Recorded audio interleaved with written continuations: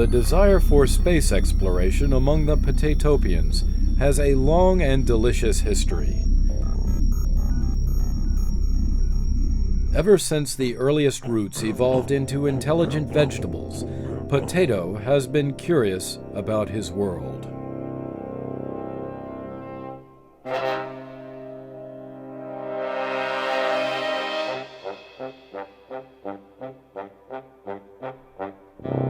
Potatoes once believed that the world was a flat disk of soil. If an uncautious traveler were to dig too deep, he would fall out of the world into the bath of hot oil surrounding it, where he would be fried to a crisp. The medieval gastronomer Copalicious disproved this theory, establishing the currently held view of the world as one of many orbiting dirt balls. A century later, Leonardo da Vinci invented the dirt screw. Potatoes could finally reach the surface of the ground. In root year 479, explorer Puxatato Phil emerged to see his own shadow. He returned underground where potatoes would remain for the next 400 years. But root vegetables never stopped wondering what else was out there. In root year 601, Sir Newton Figg published his second law of starchy motion, along with charts detailing the positions of stellar bodies such as planets, moons, and 24-hour delicatessens.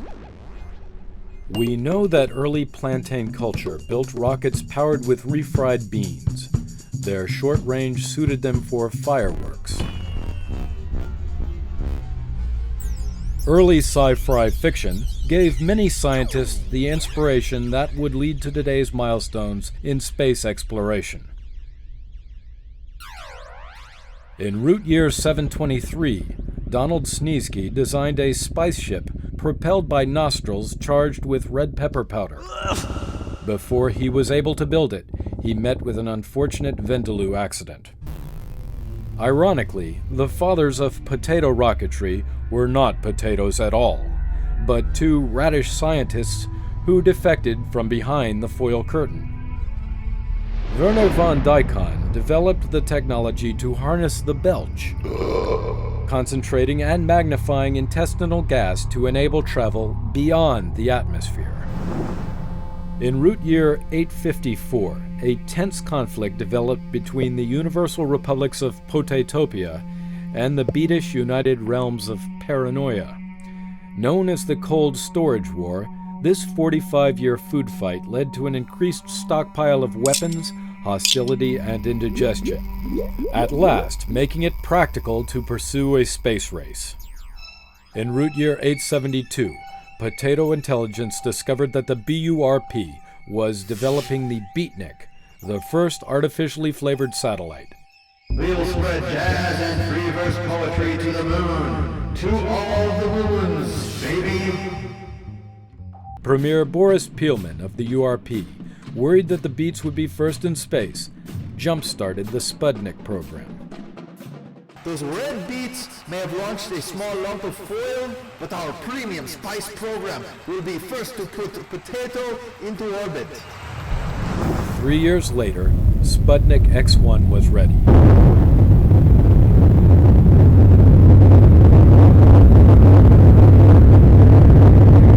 Made of baked aluminum foil, this unmanned satellite was launched to obtain an accurate measure of stray sour cream rays above the atmosphere.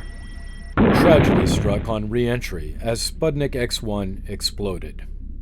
The satellite's engineers had neglected to poke holes in the foil to prevent steam buildup. Still not taking a chance with a living scientist, Robotato navigated Spudnik X2 was sent into orbit with a Reese's Peanut. Buttercup returned from 2 weeks in orbit lightly salted, but otherwise unharmed. Stop it. Stop. Oh. On October 26th, root year 876, Alexander Pielzov became the first potatonaut to be sent into orbit aboard Spudnik X3, propelled by 3 pounds of soaked lima beans. Spudnik X4 shot out of Dirtball's atmosphere to circle the moon Pierogi. Colonel Yuri Bakanov's famous spice walk was watched by millions of potatoes back home.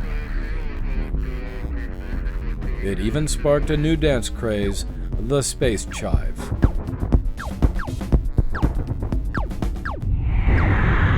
Spudnik V-17 distilled potato knots for extended journeys into outer space, unfortunately rendering the crew unfit to drive or operate heavy machinery. After the craft hiccuped and spun out of orbit, Potato Base dispatched the bean-powered Espresso 4 to perform the first mid-space docking maneuver. The crew was disoriented and belligerent. The next day, Captain Doubleshotsky reported a massive headache and swore off space travel. With the success of these missions behind them, the United Republics of Potatopia are looking forward to new developments in rocketry and spice exploration for Spudnik.